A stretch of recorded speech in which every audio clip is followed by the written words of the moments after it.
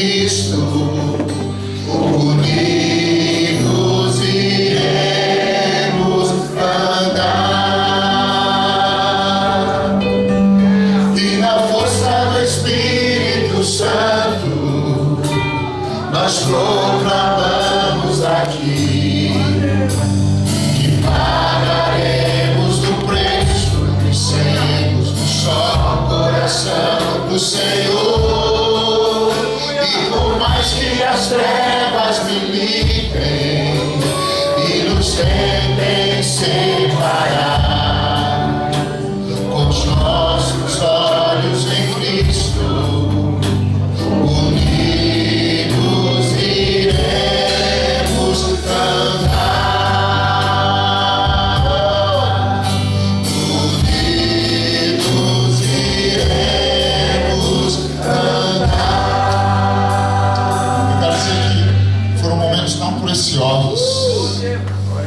Nós beijávamos nossos irmãos e abraçávamos. E eu cresci numa igreja muito tradicional, batista, onde não orava em línguas, nem falava aleluia. E havia muita divisão no Brasil naquela época. E veio uma avalanche de revelação sobre o que é a igreja, sobre o que é o corpo. O Espírito Santo ungiu de uma forma tremenda uma mensagem de unidade, de discipulado. Nós sonhávamos, né? Havia um amor, havia um fogo muito grande de cuidar um do outro, de ser accountable, né? De prestar conta um para o outro, de amar um o outro. Mas todo mover tem seus desequilíbrios, né? Alguns desequilíbrios que veio com a história foi que o discipulado de alguns se tornou um pouco xiita, né? Abusivo e controlador, né? E muitos ficaram só na koinonite, né? E se esqueceram de avançar para as nações, né? Depois aí o Espírito Santo começou a derramar uma mensagem na noiva de intimidade, de paixão, de adoração. E aí nós começamos a pensar, sou eu e Deus, eu não preciso do meu irmão. Eu não preciso olhar nos olhos do meu irmão. Eu não preciso prestar conta para ninguém, porque eu tenho intimidade com Deus, já é o suficiente. Eu quero Deus, nada mais, não preciso de ninguém mais. E aí se tornou um pouco orgulhoso, veio outro desequilíbrio. Mas hoje eu sinto que o Espírito Santo está nos dando uma tarefa, né?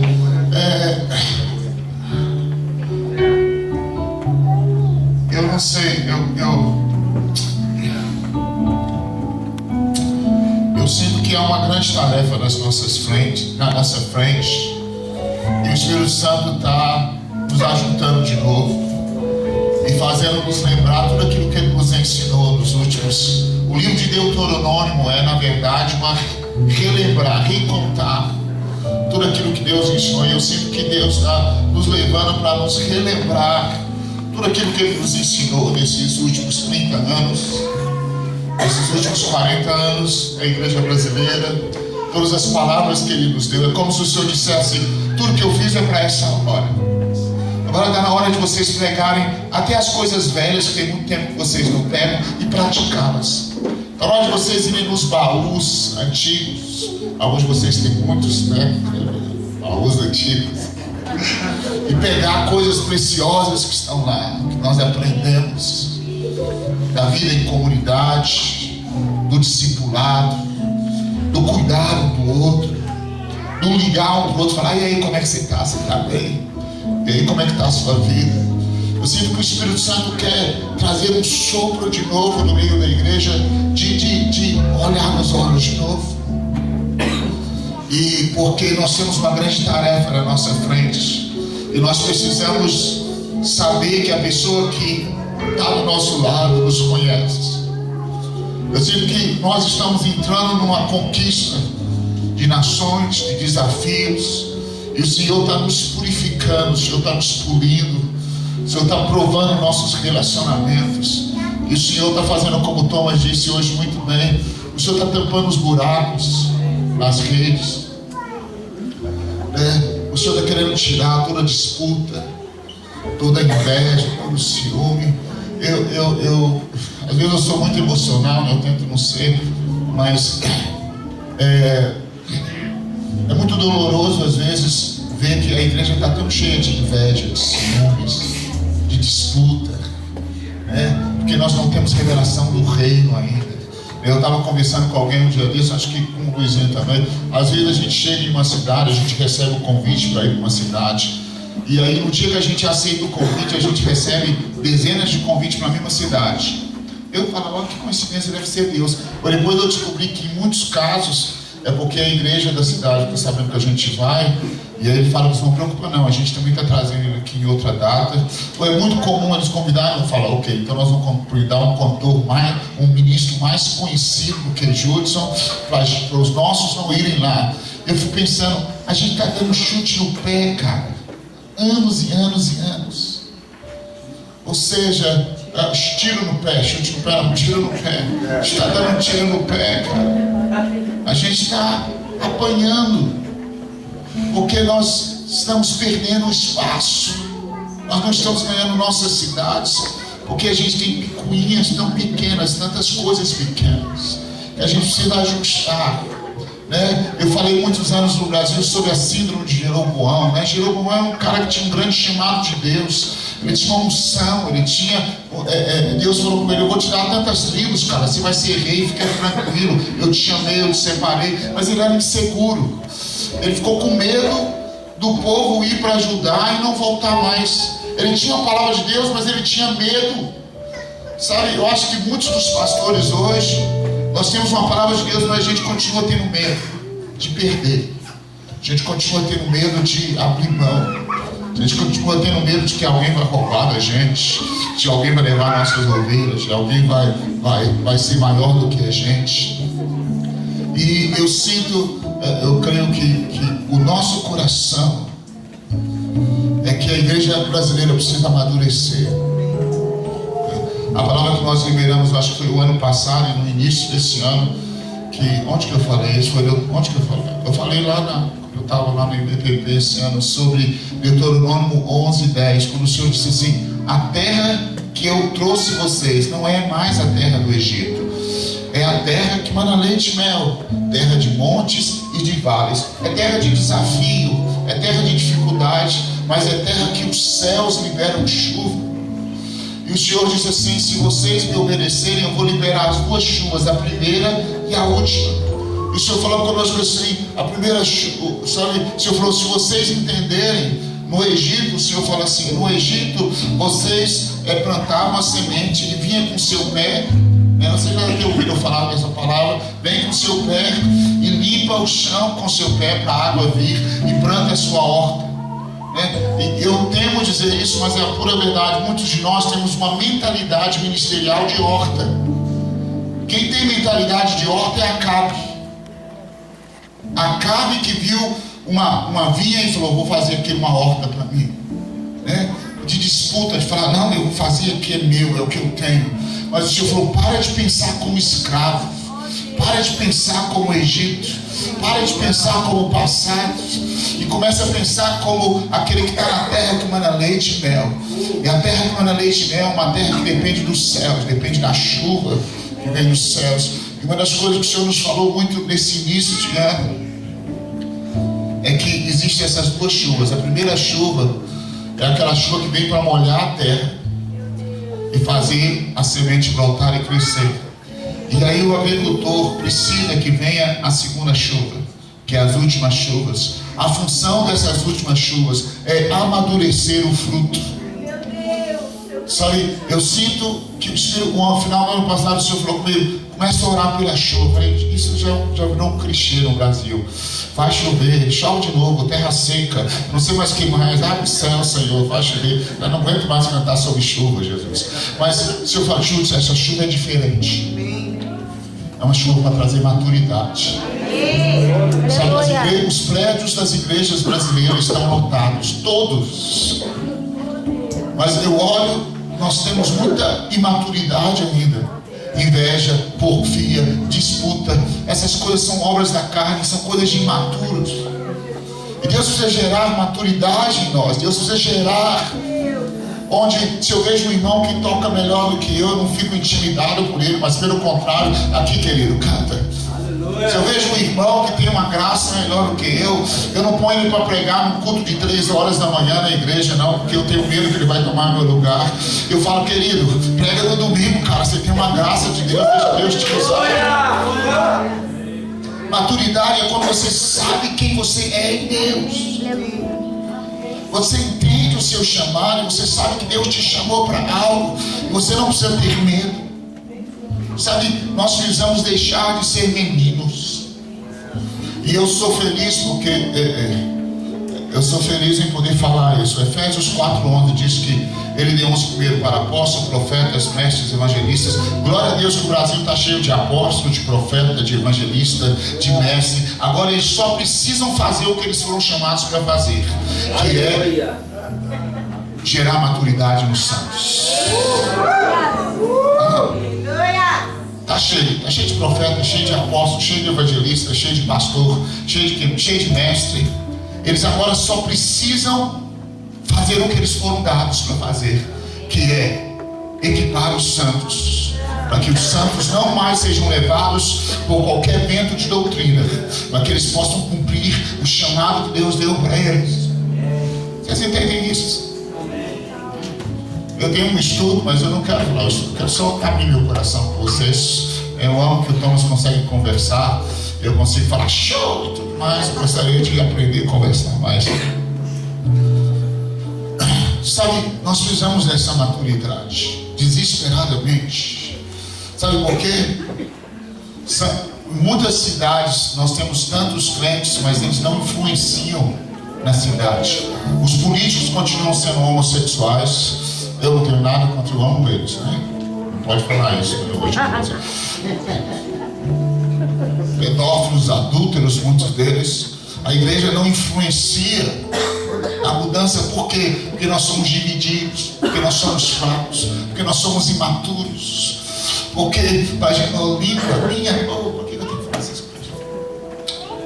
Para a gente fazer um evento, a prefeitura tem que pagar para a gente fazer. Porque se for pedir cada igreja para dar uma oferta, ninguém dá. Porque falar só se eu tiver o microfone na mão, só se eu puder vestir a minha camisa lá na frente. Mas a minha esperança é que a igreja brasileira amadureça. Sabe, o Rosano pode falar, né? Tem ruandeses em Moçambique que fugiram da Ruanda, quando há alguns anos atrás teve o maior genocídio da África da história, que foi vizinhos matando vizinhos lá em Ruanda. 1 milhão de pessoas em poucos dias foram mortos. Sabe por quê? Por crente. Um crente matou outro crente. Verdade. Eram protestantes. Não adianta você protestar, dizer que é crente se não tiver maturidade. Nós precisamos amadurecer na palavra de Deus, nos princípios da palavra de Deus. A gente precisa disso na igreja brasileira hoje. Nós precisamos entender isso. Jeroboão ficou inseguro e por causa da insegurança dele ele criou um tanto de confusão com medo. Nós precisamos ser sarados. Eu estava pensando, qual que é o problema nosso? Porque a gente precisa ser curado.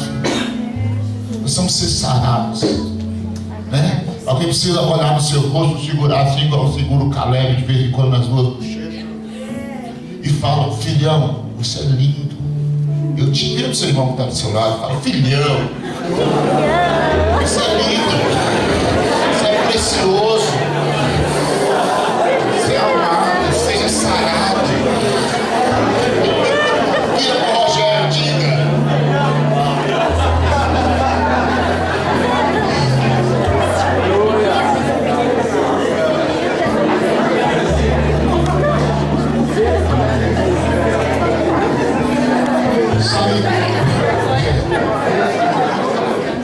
A frustração do Senhor, de quem escreveu o livro de Hebreus, foi muito grande. Ele começa a escrever Hebreus capítulo 5, Melquisedeque, daí a pouco, nossa, essa coisa é maravilhosa. Opa, mas infelizmente vocês são imaturos, não dá para falar com vocês. Vocês ainda não estão praticando as coisas básicas do Evangelho. A Paulo em Coríntios ele diz assim: olha, eu queria falar com vocês como espirituais, mas vocês não dão. Um diz eu sou de Paulo, outro diz eu sou de Apolo. Como que eu vou dar coisas profundas para vocês se vocês ainda são imaturos? Então eu quero dizer uma coisa, que Deus está no business de maturidade. Ele quer amadurecer a igreja. Porque abraçar nações, Moçambique, Afeganistão, outras nações, Bolívia, outras coisas, a responsabilidade de missões é uma responsabilidade. Nós só queremos o privilégio. Então Deus quer que nós amadureçamos nisso e abracemos a nossa responsabilidade, o nosso chamado. E quando o Senhor começou a me falar no final do ano que haveria essa chuva que vai gerar maturidade na igreja, eu estou com muita esperança. Eu tenho esperança que nessa conferência o Senhor esteja derramando uma chuva para amadurecer os nossos relacionamentos, sabe, para nos amadurecer, para que eu possa olhar nos seus olhos e dizer: olha, meu irmão, estou com você. Eu tenho coisas em você que eu não concordo, mas sabe uma coisa, eu te amo. Nós estamos juntos, cara, vamos embora, eu vou te proteger.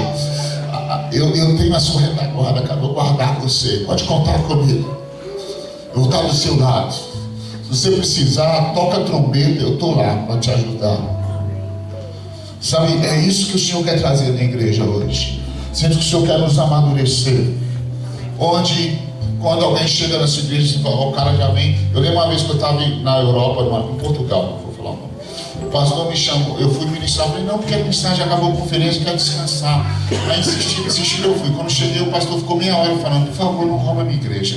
Porque todo brasileiro que vem aqui, ministra, daqui a pouco rouba a minha igreja. Eu falei: irmão, eu só estou aqui agora, eu não vou roubar essa igreja, vou ficar tranquilo. Eu me pediram para vir aqui ministrar, eu não quero, vocês que me convidaram, não quero, eu estava cansado. Ou seja, tem tanta gente insegura. Nós vamos ser sarados. Verdade. Nós vamos ser curados. Saber quem nós somos em Deus. Aleluia. Saber que nós somos preciosos do Senhor.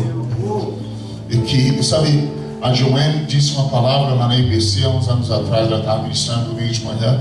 E a palavra dela foi tão simples, ela disse assim: eu sinto Deus falando para vocês assim, eu tenho orgulho de você, você é servo bom e fiel. Eu falei: uma palavra simples só.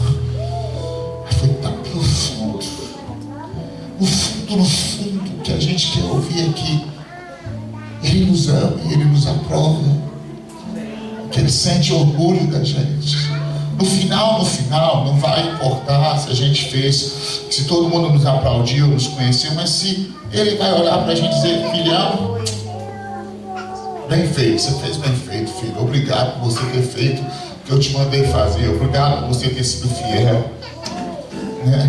Então eu creio que tem muito a ver com isso.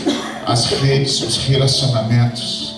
Em Coríntios diz assim que aquele que toma a ceia do Senhor sem discernir o corpo. E diz assim que é por isso que muitos estão doentes, por muitos estão dormindo, por isso que muitos estão fracos. Eu estava pensando, é claro que eu estou esticando a exegese aqui, né? O problema nosso é que a falta de conhecer o corpo, de discernir o corpo, de amar o corpo, de perceber o corpo. Nós, nesses últimos anos, os adoradores se tornaram eu e Deus, pronto, acabou. Mas nós precisamos perceber o irmão que está do nosso lado. Nós precisamos perceber. Nós estamos caminhando por uma das gerações mais egoístas do mundo.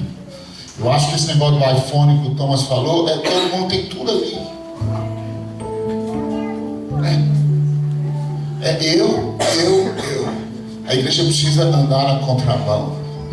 A gente precisa ter relacionamentos sólidos, relacionamentos de confissão de pecados, de falar um com o outro a nossa fraqueza, de amar, de dizer: sabe uma coisa, esse irmão me ama, esse irmão está comigo. Então esse final de semana, a minha esperança é que caiam gotas dessa palavra que o Senhor me deu, que Ele vai amadurecer a igreja brasileira. Ele vai amadurecer a gente, os frutos que Ele nos deu. E vocês vão ministrar em muitos lugares. Vocês vão tocar muitas pessoas. E nós vamos estar conectados e relacionados em amor. No encontro, o ano passado, quando eu estava lá, acho que estava no Fred, eu falei sobre isso no encontro de pastores, eu acho, o café de pastores. Aquela palavra sobre a viúva, 1 Reis ou 2 Reis, capítulo 4, quando ela disse: meu esposo morreu e eu tenho uma dívida, eu não sei como pagá-la. O irmão disse assim, Eliseu falou: O que você tem? Ela disse: eu não tenho nada a não ser uma botija de azeite. Ele disse: vai para casa, junta as panelas dos seus vizinhos, entra no seu quarto e derrama azeite, e aí vai e paga a sua dívida. E essa palavra está tão forte. Todo dia quase eu penso nessa palavra, que eu estou há 4 meses falando no Brasil, ou 5 meses falando, que ela tinha mais do que azeite, ela tinha relacionamento com os vizinhos. Sabe, eu descobri que a razão por que avivamento acaba, sabe por quê? É porque falta relacionamento. Muita gente fala sobre Belo Horizonte, os ministros de adoração de Belo Horizonte. Mas sabe o que aconteceu em Belo Horizonte? A gente tomava café juntos, suspirava juntos, chorava juntos, sonhava juntos. Havia relacionamento, algo ali brotou do relacionamento.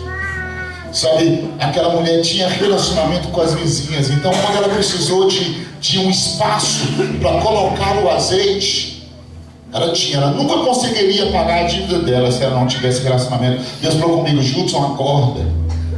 Se vocês não investirem em relacionamento, vocês nunca vão conseguir pagar a dívida que vocês têm. Eu falei: que dívida, Senhor? A dívida com Moçambique, a dívida com o Afeganistão, a dívida com a Ásia, a dívida com as nações da terra.